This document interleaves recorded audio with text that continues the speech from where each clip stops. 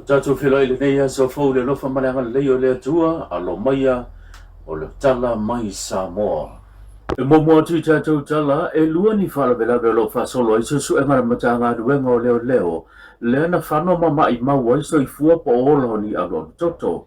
o le fa bela mo tu la mai le fio anga o funga lei le fa pe fa mtalanga na mali wa se alo toto tasi le tau sanga le matua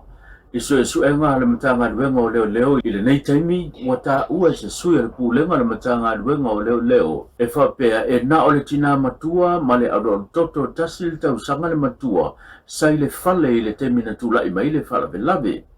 ai le o mai loa i le tina matua le taimi na sabali bali mai le alo toto le ai maso salonga na pa u i le vaitafe ma umai lona ola e fa pe fo se si fa la velaven tu la mai la fi onga tafu le motele sala fai o se alo toto fo e tasi le tau sanga le matua le na solia e se ta vale ina wa solo muli mai le ta vale e le o loa le apita vale ma solia ai le alo toto wa tu ina mai ai ia se fe au tu alalo ma le sui al pulenga ma le matanga wengo malo le malo ia tau tu na le sanga le mu e ao ona fa mua e ai maselava le tute o le painga lea o alo mawhana witi a lea tunou. Inisio tātou tala, o leo wa waise pepo whamtalanga mai le malo e wha sao ina ai i se tusinga, pei ona lo mia e le Samoa Observer i le aso fitu le masina le nei o au kuso, i le pepo whamtalanga leo lo ta ua ai le wha manino, o le ata pei ona pueina mwha salalawina, e le Samoa Observer leo lo whapea wa whaonga ina la au o na wale lava me whai ngā ruenga le mta ngā ruenga o soifua malolo ina po le whare mai e whaonga e tau ai i a IB mo tau tinga i la tō lo tau fia le mauta ngase whamanino le pepo whamtalanga o le ata lea wa mai ala se singa whaururunga le mta ngā ruenga o soifua malolo ina mamau ai o pupuni o lo wa aia i le ata na whaasalalawina le Observer e le o pupuni o lo whaonga ina i le nei teimi po le nei vai tau e le matanga duenga o soifua malolo ina. Wa mai a foi ona whaatino suenga le matanga duenga mamawai o le ata lea wa whaisi leba o le vai tau po le vai teimi a o malosi le pepesi le wha mai le misela le na uti ma le lava ai ia o mea whai ngā duenga e mafua mai ona o le to teleo o ila taupo alo mfana o le tunu sa tau fia le mauta ngase le na whaonga ina ai kia ia mo le tūlanga o le ID. Ai le o se ata i le teimile nei e pei ona whamanino mai le pepo whamtalanga. O whamanino la pei ona ta ua le pepo whamtalanga mai le mano e te ena ai pe se ia le ata po whasala launga e pei ona lo mia e le Samoa Observer i le aso fitu le masina le lei o au kuso. Mai le mano e lua aso se o onga o lo whapena ona whanga solo i sui o komiti whafoe o whatonga tuma o te le mano e toi whawhango mo whamanatu ai ina ia muli ta ia i le tūlanga o tula fono e au na whaatino ai le pito la au pole au nanga mane ngā ruenga ai mese o le matawhai o i talia tuai nisi o vahenga o lo toa li ai i le whaatinonga o le o nanga maniso proketi a whaala tonga a o sei tū tāua o le lava leo le fisota inga le komiti whafoe ma le ofisa sili whapea fo i le pūlenga o mata ngā ruenga ai mese fo i le minister leo lo whaururu iai i mata ngā ruenga po whaatonga tuma onti i tutono o le tātu nuu. O le ao onga na mawaila wanoe sao no ai le fionga i le sui pāle mia le fionga mulipola ana rasa ale moni o e tu saima le a whamoe sa wililinga nei tāna. O le nei aso wa matali ai le Paul Kalame o ni aso se lua o le tātou whisanga inga ma whaala potputonga uma le malo. O se tasi ai tūtino tā ua o le atina eina, o le tamau a inga o le atunuu, i ana au nanga tu ina atu. Ai mai se o whaala potpotonga o lo wha moe fo iai le malo,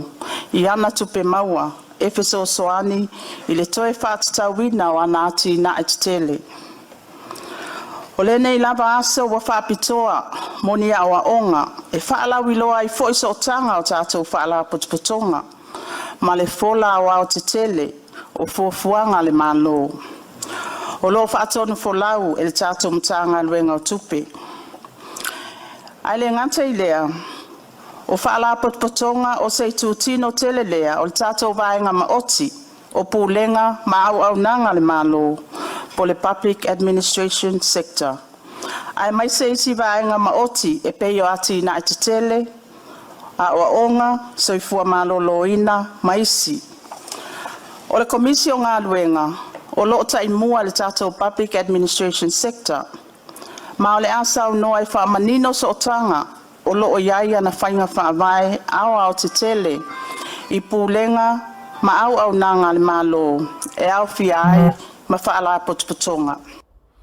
Inisio tātou tala, ua whailua se tasi o tamata la vau, wha se funu mariwa tau sanga le matua le soifua, e whampea o no foanga, leo lo paka ita avale mo le wha mo ila tau sa tāwha whau le wharakalapu le whato le tau langa le RSA, le tau mamau te isi male no foanga po le wharakalapu,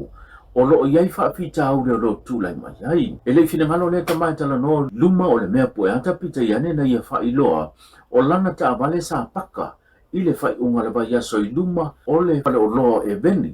Ai a ngai mai mō tā whaonga i le RSA po le whato le taulanga. I le mai ai o na whaatino tā whaonga, ina o toi a ngai atu i le mino whanga ma le vai ngolo paka ilana tā vale mo le a ngai atu i lona a inga. Ai whaata ia o ia ina wosa whai o ia inisio vai ngo tupulanga talavau, ma whaia se whaonga lima ia ta ia. Na ve selo na telefoni o le tupe sai tono le tanga o lona ofu sa ofuina a toe malana wati o na se vai na whaoa ma ave se tupulanga talavou. Watu alalo mai lea ta maso se tasi o lo o a ngai mo ta whaonga i le fatua le taulanga a toe maso se no whanga ia tautua nā le saonga le mu o lo o yeise vai ngo tupulanga a mio le pulea ma mio lei o lo lato fatino ina nei ngai ngoinga fa soli tula pono o lo so fa ia leo o ilato o lo anga i mota faonga ai fa o e sea lato mea to tino ta u ele tama o le watupu ya te ia e aona fa iloa mo le puipuinga o se tasi foi e ono a afia mai nei fainga fa soli tula pono atupulanga talavau le tau pulea. Male tātou tala muli. O le whai umale vai aso nei o leo la wha moe malanga ai e le au alowa a Samoa, mo Singapore, i se tasi o tau wanga ma walunga ale lalolangi, leo wha ingoina o le International Va'a Federation, o leo wha moe pe o na fili mai ai se au malanga Samoa, mai nisi o ta amirisanga alowa ai to tono lo tātou nuu, leo la wha moe whai masui na te tau abea ia le tanga vai le atunu a wasa pine ma se ai o Samoa mo le tau vanga. O tupulanga talavau a toe ma o taitai o malanga, pulenga lea na poto ma whaidoa ai, ele pe o na sao noa ai ia le fionga i le sui minister o le matanga luenga o ta'alonga, le fionga po le sunga fiu fa on tane poni fasio.